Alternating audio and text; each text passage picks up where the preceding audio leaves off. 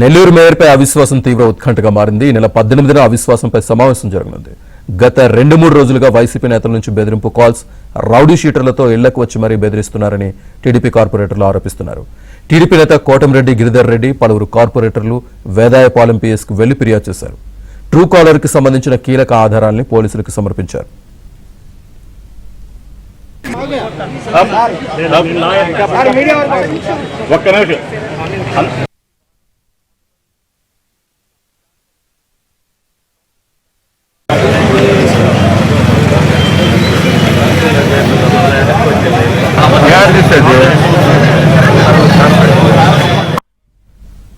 Nellore mayor అవిశ్వాసంపై కొనసాగుతున్న ఉత్కంఠకి సంబంధించి పూర్తి సమాచారాన్ని మా కరెస్పాండెంట్ మహేష్ అందిస్తారు. మహేష్. శ్రీనివాస్, నెల్లూరు మున్సిపల్ మేయర్ సమంతి పైన అవిశ్వాస తీర్మానం 18వ తేదీన సమావేశం జరగబోతుంది. ఈ క్రమంలో టీడీపీకి దాదాపు మొత్తం 54 కార్పొరేటర్లు ఉంటే వాళ్ళలో ఒకరు గతంలో పదవి నుంచి తప్పుకోవడం జరిగింది. మిగిలిన 53కు సంబంధించి 42 బలం టీడీపీకి ఉంది. అయితే వైసీపీ మొదట జిల్లా మాజీ మంత్రి, జిల్లా అధ్యక్షుడు కాకాని గోవర్ధన్ రెడ్డి స్రవంతి అసలు తమ పార్టీ కాదని మేము సపోర్ట్ చేయమని చెప్పారు.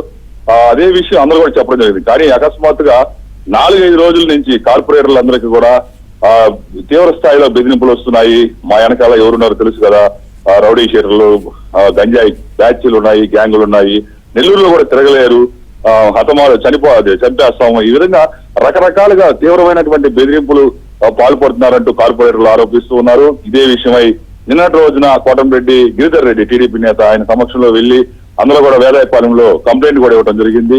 ప్రధానంగా చూస్తే ఈ క్రమంలోనే బెదిరింపుల క్రమంలోనే ఒక 5 మంది కార్పొరేటర్లని నిన్నటి రోజున మాజీ మంత్రి అనిల్ కుమార్ యాదవ్ చెన్నై నుంచి రాజకీయాలు నడిపి ఈ 5 మందిని కూడా జగన్ వద్దకు తీసుకుని వెళ్లడం జరిగింది. 5 మంది వైసీపీలో చేరారు. ఇంకొకరు కానీ చేరితే ఆ అవిశ్వాసం బీగిపోతుంది, 3వ వంతు బలం మాకు వస్తుందని చెప్పి వాళ్ళు చెప్పడం జరిగింది. కానీ వాళ్ళల్లో 5 మందిలో 2 వెంటనే ఈ రోజు 24 గంటలు గడవక ముందే వైసీపీకి మేము వెళ్ళలేదు, టీడీపీలోనే కొనసాగుతామని చెప్పి ప్రకటించడం జరిగింది. దీంతో టీడీపీ బలం దాదాపు 39 చేరడం జరిగింది. మొత్తం మీద చూస్తే ఒక తీవ్రమైనటువంటి ఉత్కంఠ కొనసాగుతూ ఉంది. ఈ రౌడీలు గంజాయి బ్యాచ్లతో బెదిరించడం, హతమారుస్తామని డైరెక్ట్ గా ఫోన్లలో బెదిరించడం పైన తీవ్ర చర్చనీయాంశంగా మారింది. ఇదే విషయం పైన మంత్రి నారాయణ, ఎమ్మెల్యే కోటమిరెడ్డి శ్రీధర్ రెడ్డి కూడా చాలా సీరియస్ అవడం జరిగింది. అధికారులు దృష్టి సారించాలని అధికారులను కూడా ఆదేశించారు.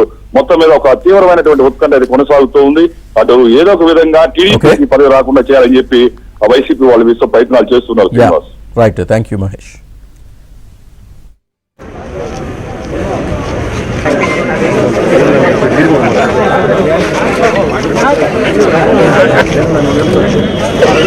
Please.